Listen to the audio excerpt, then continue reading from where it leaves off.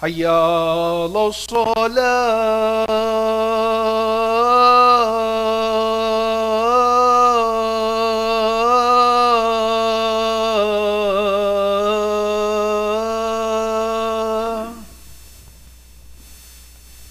حي على الفلاح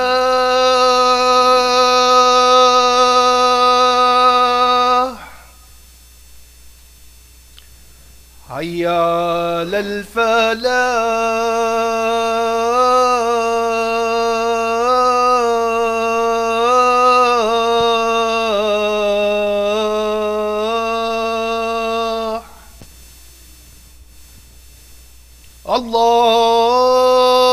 الله أكبر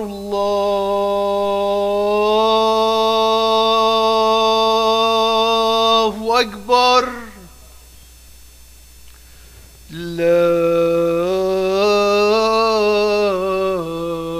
إله إلا الله.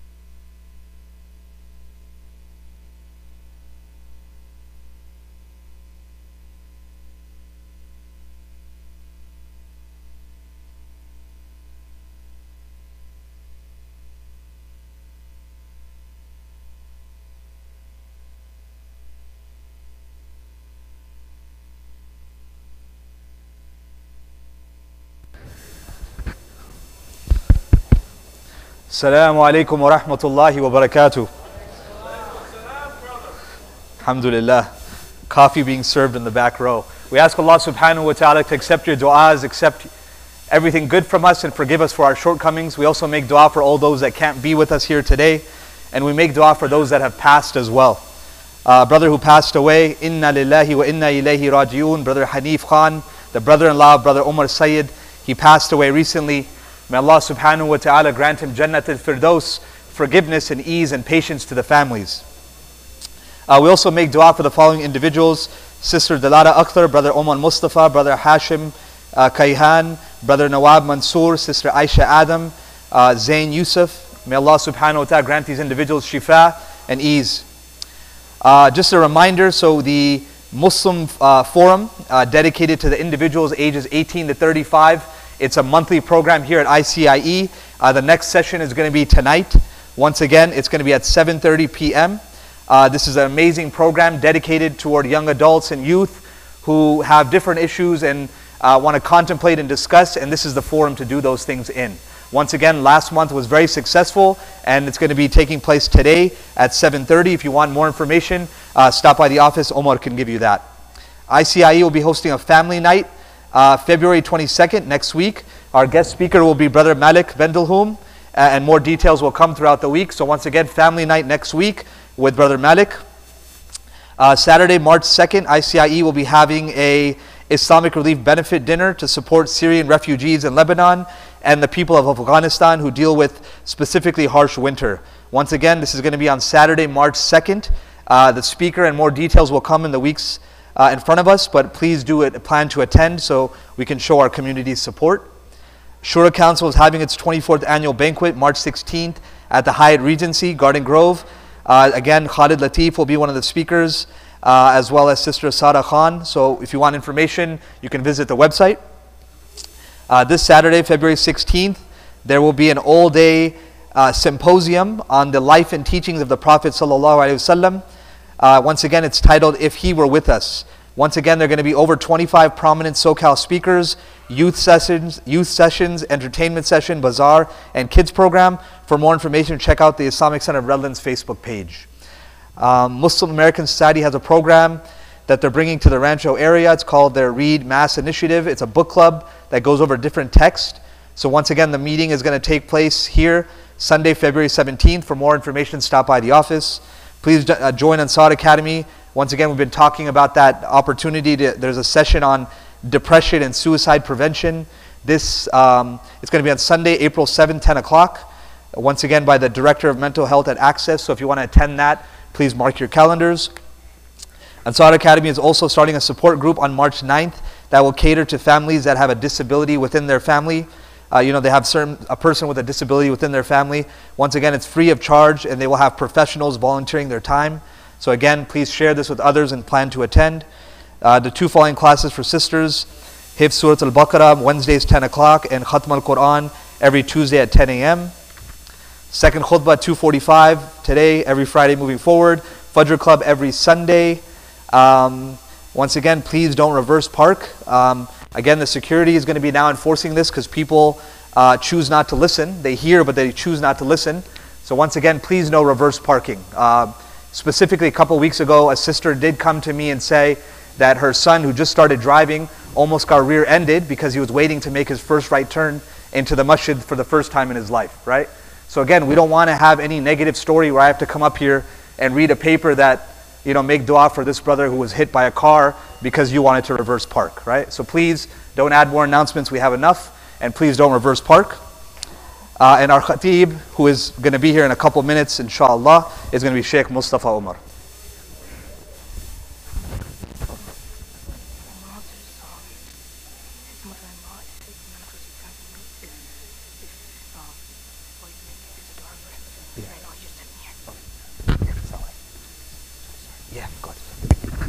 And just one more dua. So the mother-in-law of Amr Nasr is in the hospital. Please make dua for her, inshallah. May Allah grant her complete shifa.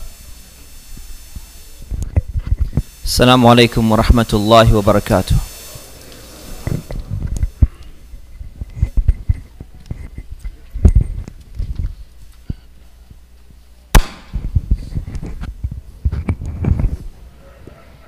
الله أكبر الله أكبر الله أكبر الله أكبر أشهد أن لا إله إلا الله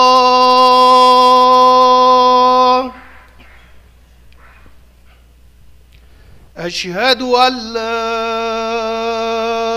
إله إلا الله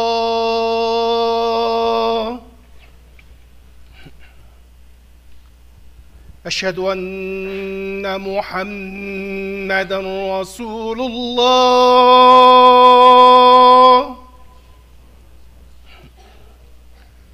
أشهد أن محمدًا رسول الله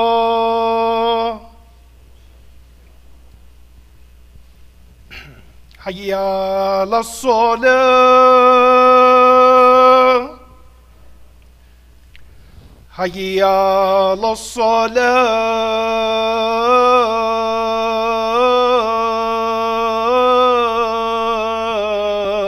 الصلاة حي على الفلاح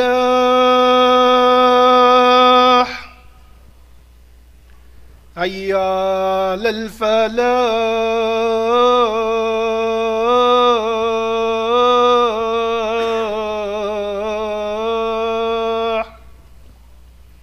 الله أكبر الله أكبر لا إله إلا الله.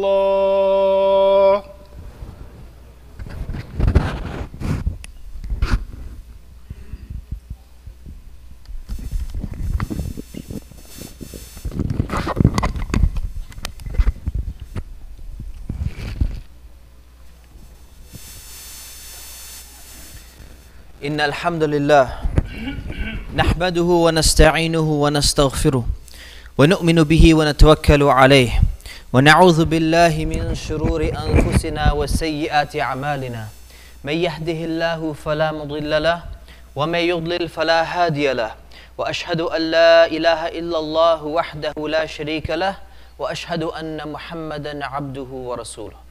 قال الله عز وجل في القرآن المجيد يا أيها الذين آمنوا اتقوا الله حق تقاته ولا تموتن إلا وأنتم مسلمون.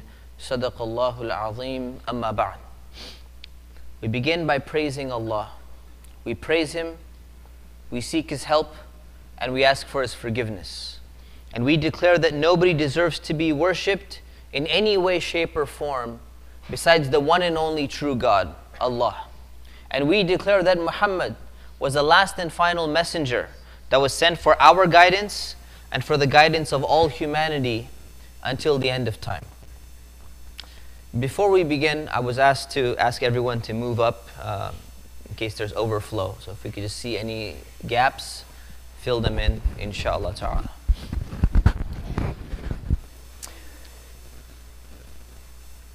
In 2014, the word of the year, according to one of the main dictionaries across the world, was selfie. Now the reason why the word selfie was voted word of the year is because the change in usage from 2013 to 2014 was a 17,000% increase. Now for those of you, most of you know what a selfie is. It's basically where you take your phone, which has a camera on it, and you hold it out and you take a picture of yourself. That's what a selfie is. And 2014 was the year of the selfie, where people started to, use the word. They invented a new word, and it started to become more and more prevalent. And what's interesting is in the same year, Google decided to release statistics about selfies. And what they showed was that there were 93 million selfies being taken every single day. That's in 2014, 5 years ago. And what they did was they released the demographic data on what type of users are taking selfies. And they found that the population that took the most amount of pictures of themselves was people between the ages of 18 to 24. Now that's because that's when they can afford a phone. People who are younger than that generally wouldn't get a phone in 2014. That's probably changed now. And because they are millennials, they are people who were born after 1981. They are people who are more accepting of technology. Whereas you find people in the elder generation, they're a little bit more skeptical of technology, what it can do, even though that's shifting as well. So then they did a study on that, and they said that the average millennial, generally fairly young person, born 1981 or later, would be taking 25,700 pictures of themselves in their lifetime. Now, if you lived in the generation where you remember that when you took pictures, you used to have a film inside the camera, and you'd have to go and get the film developed, and it would be processed, and you'd come back. At that time, people could not imagine that a human being would take 25,000 pictures of themselves, let alone of anything else. So what that means is that our culture is shifting because of technology. And with the cultural shift comes certain dangers that we must be aware of. There are physical dangers, and there are psycho-spiritual dangers as well. The physical dangers are becoming more and more apparent. Russia has just launched a safe selfie campaign. In India, there are no selfie zones. There's a giant sign in front of a mountain or a tourist spot which says, "No selfies are allowed to be taken here. It's against the law. You cannot take a picture of yourself in this area." Why? Because people have actually died. Almost 300 people have died by taking a picture of themselves. How did they die? They were climbing up a waterfall. They got to the top, and they were so interested in taking a picture of themselves because they got to the top that they fell off and they died. Or someone was taking a picture on train tracks, didn't realize that a train is coming, and got hit. The most common form of selfie death today. Now these dangers exist and they're real, but there's a much more widespread danger that's there, which is not going to really be talked about by governments because it's not an external thing, it's an internal thing. And that is the psycho-spiritual effect. The psychological effects are being spoken of, but the spiritual effects are something which we really need to think about. So in psychology, people are studying what does the selfie culture, meaning the culture of people constantly taking pictures of themselves, what ends up happening? The millennials in 2014, 1 in every 3 pictures that they took was a selfie. In Snapchat is one of those social media programs or apps that particularly younger people tend to use. And they found that 75% of all pictures that are put on Snapchat are selfies. Meaning that you could take a picture of a mountain, you could take a picture of the snow in Southern California, it's rare to see that. You could take a picture of your family, you could take a picture of, your meal, but instead you turn the camera around and you take a picture of yourself. 75% of all pictures in that social media, photo sharing, video sharing network are pictures of themselves. So what are the psychological dangers? A lot of research is coming out and showing that this selfie culture, the culture of focusing so much on ourselves, is leading to depression. It's leading to obsessive compulsive disorder. It's leading to addiction, and it's damaging people's friendships. And we're going to talk about how that affects us as Muslims. Now, when we look at it from an Islamic perspective, everyone is a little bit selfish by nature. Allah, our Creator, has made us this way where we're concerned about ourselves. When we're little kids, we try and take things, from other kids. We want their candy, or we don't feel like sharing sometimes, and that's a survival mechanism that Allah subhanahu wa ta'ala has put in us. But when we grow up and we become adults, we're supposed to realize that the world does not center around us. That there's more to life, there's more to the world than just our individual selves. But the culture in which we live in is an all about me culture. It's a culture where people are trained to be as selfish as possible, and that's going to give them supposedly the most happiness. It's going to get them supposedly the most success in their life, and everyone wants to be the center of attention. That is something that is being promoted today. And what has happened is we are seeing a rise in narcissistic behavior. And narcissistic behavior basically means that someone has a grandiose self of their own self-importance, and they require excessive admiration to function.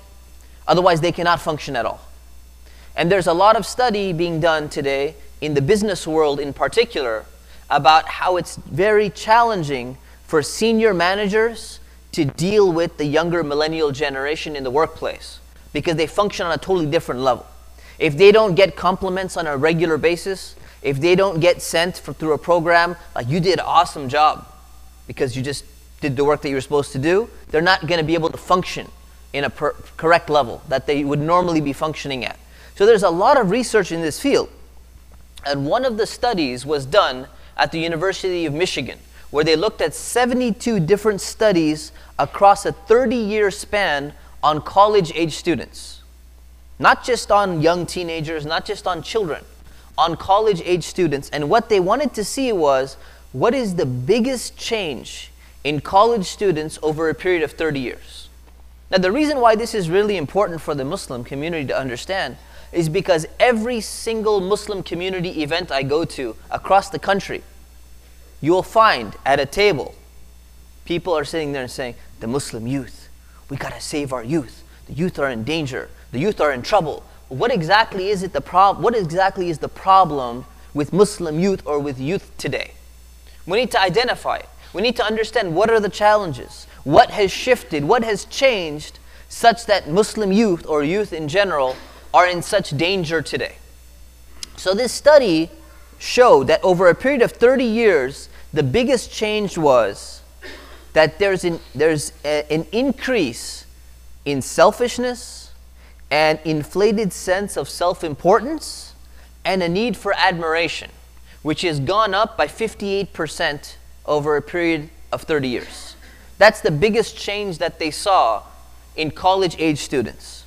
Now, if we were paying attention, we would have realized this is not something we shouldn't have seen. We should have seen this coming, because there was a Gallup poll that was done in the 1950s, and they asked teenagers. Keep in mind, teenagers is the age where parents get very scared and they're about to rip their hair out, and they say this is the danger ages.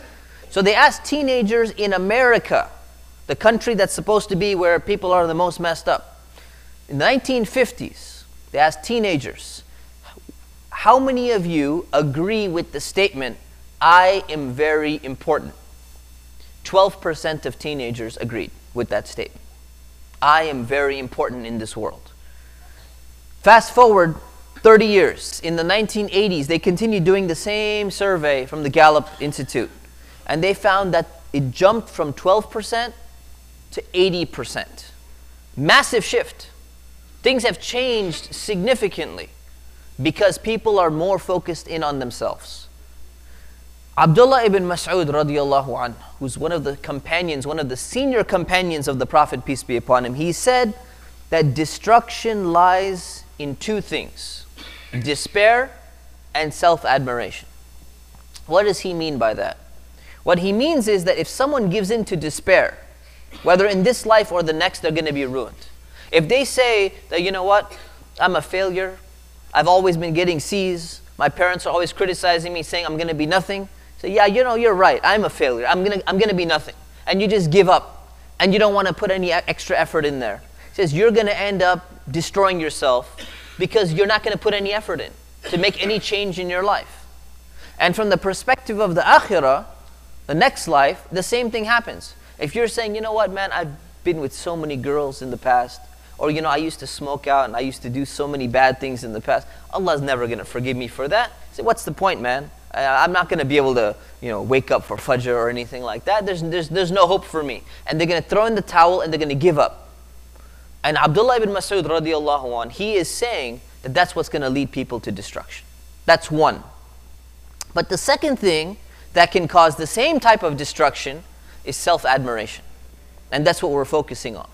When somebody looks at themselves and they think that they're so awesome, they're so amazing, they've achieved everything they need to achieve, they're going to do the exact same thing. They're not going to work. They're not going to try and make any changes in their lives. And that is dangerous. Allah subhanahu wa ta'ala says in the Quran, He says, فَلَا تُزَكُّوا أَنفُسَكُمْ. Do not ascribe purity to yourselves. Do not think you're so awesome. Don't say, yeah, I know Allah loves me, or I'm such a great person, I'm such a great Muslim. Then He says, هُوَ أَعْلَمُ بِمَنِ اتَّقَى. He, meaning Allah, is more knowing of the one who has the most piety, the one who has the most taqwa, which is what matters most in the sight of Allah subhanahu wa ta'ala. Meaning that don't prop yourself up in your own mind thinking you're so awesome, you're so great, when you're really not that great. When you really don't know what your real status in front of Allah subhanahu wa ta'ala is. It doesn't mean you put yourself into depression. But a lot of people, what they'll do is they'll prop themselves up, and we live in a culture where you're taught to put yourself up as much as possible, so you feel super excited, super motivated, and if you don't do that, you can't function. This is the challenge that we live in today. So we live in this self-esteem culture. Every single class, every single school child goes to school, they're taught the importance of having self-esteem. And it's important, but when it's exaggerated, it becomes a problem. So it's important to be confident in yourself. If you go to a job interview, you need to show that you're confident in your skills. If you go to a marriage interview, you're talking to a sister, you're talking to a brother, you need to show a little bit confidence in yourself that, I'm someone who kind of has my life together. Well, it's going to be hard for you to get married. It's hard enough for people to get married anyways as it is today with the Minder apps and, Half Our Deen and all of that stuff. So we need to understand that, but at the same time, we need to understand that people are exaggerating and getting to the point of the warning that Abdullah ibn Mas'ud says, be careful of self-admiration. So, inshallah, if we can keep moving in, inshallah, we're being asked to fill in more gaps if possible. So there was a scholar by the name of Imam al-Ghazali who lived about 1,000 years ago. And he spoke exactly about the same thing. And he said that there are 6 major harms of self-admiration. When you start to look at yourself and you're like, man, I'm awesome, I'm cool, I'm good. There are 6 major harms that result. He said harm number 1 is that it causes you to overlook the bad deeds that you're doing. They diminish in your sight. So you start focusing on things you admire about yourself. So let's say you're talking bad about some people, and all of a sudden someone says, we shouldn't talk about, Brother Ali like that, It's kind of like backbiting, And you think about it and you're like, man, what are you saying, man? I pray 5 times a day. I donate to the masjid. I was at the homeless feeding last week. It's not such a big deal, man. Why is this guy giving me heat? I'm not such a bad person. And what you do is you focus on all the great that you're doing and you diminish the things you actually need to work on and you need to change in yourself. So he said that's harm number 1. He says harm number 2 is that you become satisfied with the little amount you're doing. So if you're doing a little bit, you pray 4 times a day and you say, man, at least I pray 4 times a day. There's people in the nightclub. There's people who are there are Muslims who are drug dealing out there. Yeah, there are, but that doesn't mean that you shouldn't work at making the 4 prayers into 5 prayers and waking up for Fajr or whatever else prayer is difficult for you. Right? And you say, well, at least I pray, at least I fast in Ramadan. And you say, I went for Hajj. A lot of people don't go for Hajj. And you start praising all the good things you do, but you're still lacking in some things. And by focusing on all those good things, you become satisfied with the little that you're doing, even if it's not meeting the mark. And he says that's dangerous. And then he says, as if you've done God a favor by doing the small things that you're doing. We're not doing Allah subhanahu wa ta'ala a favor. So recounting this to someone else, maybe it makes you feel good when you justify yourself, but this is between you and Allah. You don't need to show, you don't need to justify in front of anyone. You don't need to feel bad in front of anyone, but in front of Allah subhanahu wa ta'ala, that's between you and Him. That's between me and Him in terms of our own deeds. He says harm number 3 is you're going to be prevented from shura. Shura means, or mashwara, means that you consult with other people. And Allah subhanahu wa ta'ala praised the people who make shura in the Quran. He said this is a characteristic of true believers. That whenever you're going to make an important decision in your life, you should consult with people who have more knowledge. You should consult with people who have more wisdom, who have more life experience. So before you decide which college you're going to go to, consult with people who have an understanding of what is good and what is bad in your decision that you're making. Before you get married, You consult with people who have experience and wisdom and knowledge about, is this really the right person for you? Before you get divorced, you consult, is this the right thing to do? Is this going to be good for my family? Is this going to be good for my kids in the long run? You know, you have to consult. So Imam Ghazali is saying, but if you think your opinion is so great, if you have that self-admiration and you're like, man, you know, I know I'm a smart guy, then what's going to happen? You will be deprived of any benefit of shura. Why would you consult with anyone if you think your opinion is the best anyways? People fall into that attitude, that category where they're like, you know, none of these people understand anything. When you start getting to that thing and no one else understands anything, I'm the only one who understands, no matter how knowledgeable you are, no matter how much, you know, Quran you know, no matter how much you've read or anything like that, if you start falling in that category, you're in a danger zone.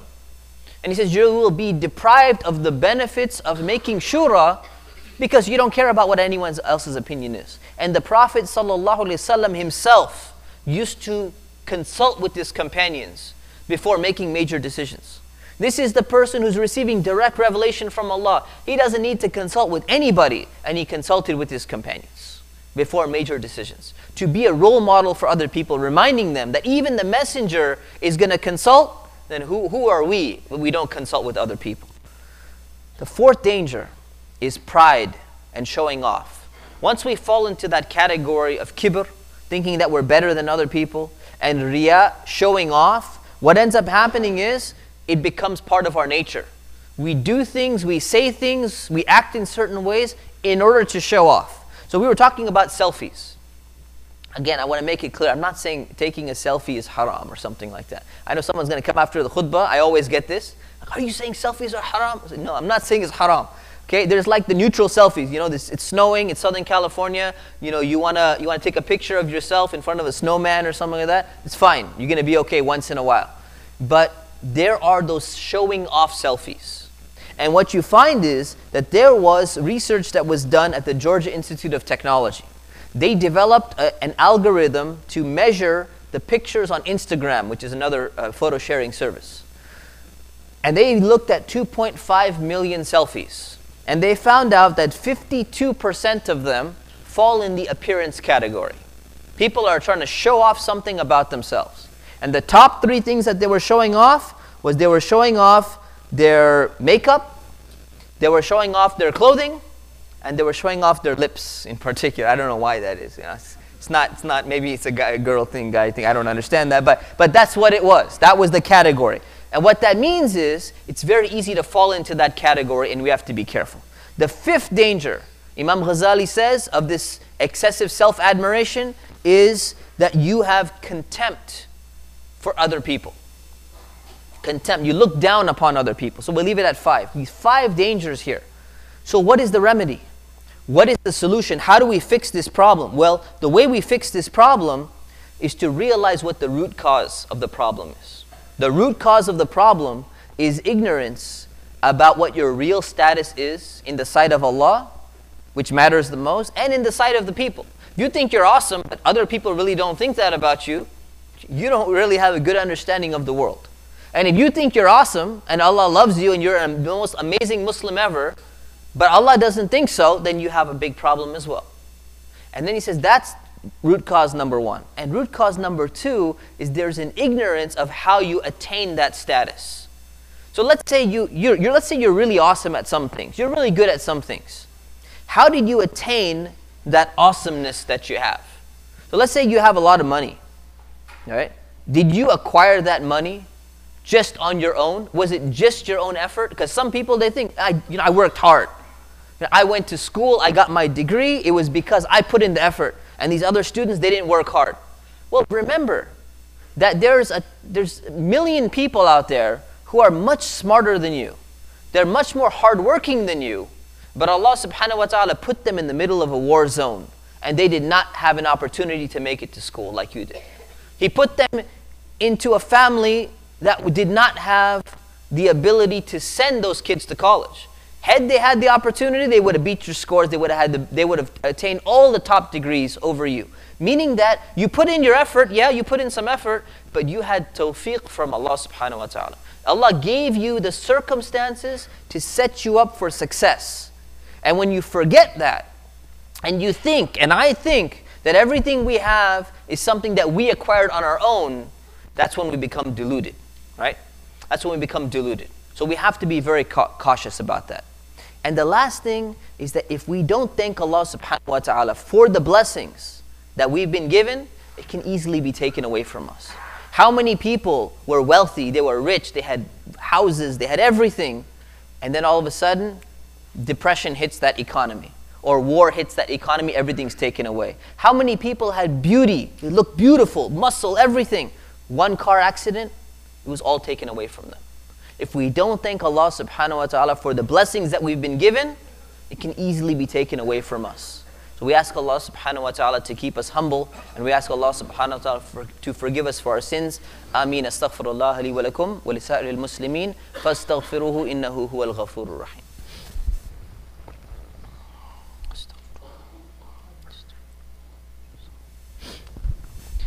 Alhamdulillah, alhamdulillah, wassalatu wassalamu ala rasulillah wa ba'd.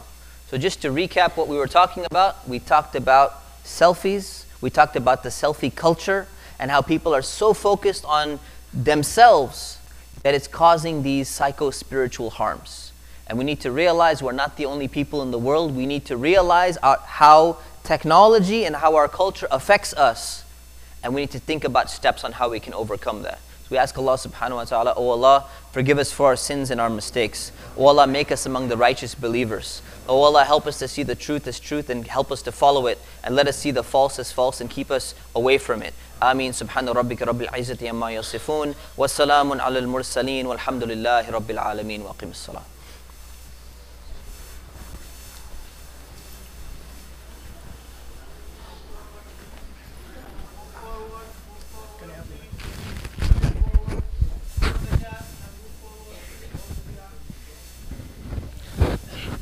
الله أكبر الله أكبر أشهد أن لا إله إلا الله أشهد أن محمد رسول الله حي على الصلاة حي على الفلاح قد قامت الصلاة قد قامت الصلاة الله أكبر لا إله إلا الله. Stawa tadilu. Please make sure your line is straight, shoulder to shoulder. Let's not leave any gaps in between. Did he say wait? Yeah, okay.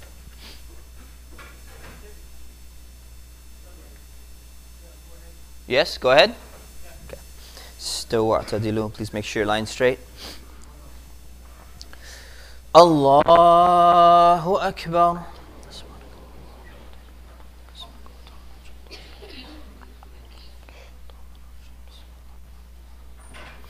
الحمد لله رب العالمين الرحمن الرحيم مالك يوم الدين إياك نعبد وإياك نستعين اهدنا الصراط المستقيم صراط الذين أنعمت عليهم غير المغضوب عليهم ولا الضالين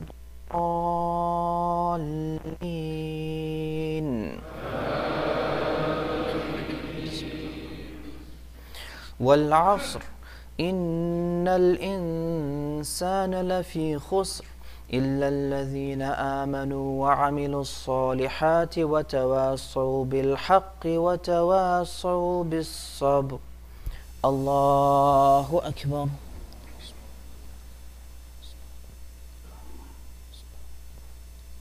سمع الله لمن حمده. الله أكبر.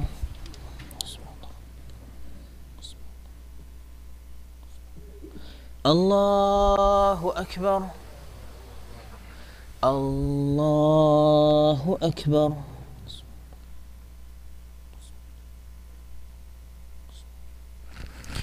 الله أكبر. الحمد لله رب العالمين الرحمن الرحيم مالك يوم الدين إياك نعبد وإياك نستعين اهدنا الصراط المستقيم صراط الذين أنعمت عليهم غير المغضوب عليهم ولا الضالين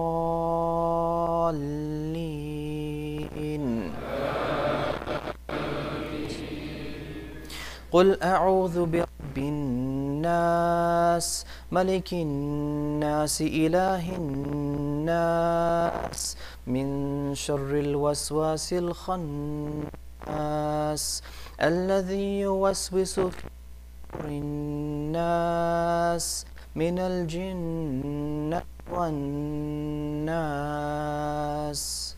الله أكبر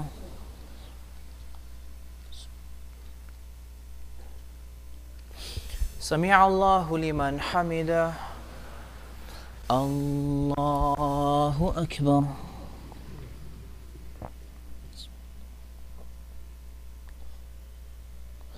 الله أكبر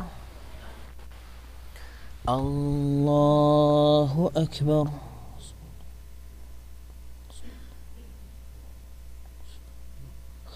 الله أكبر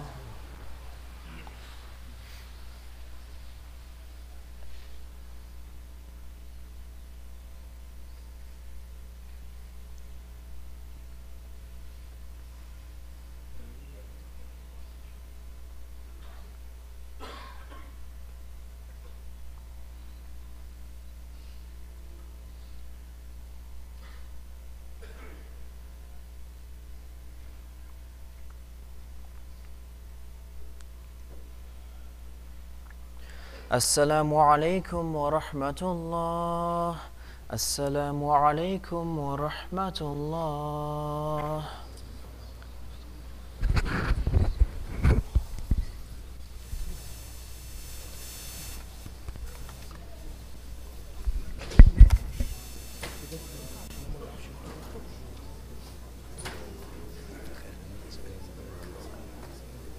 السلام عليكم.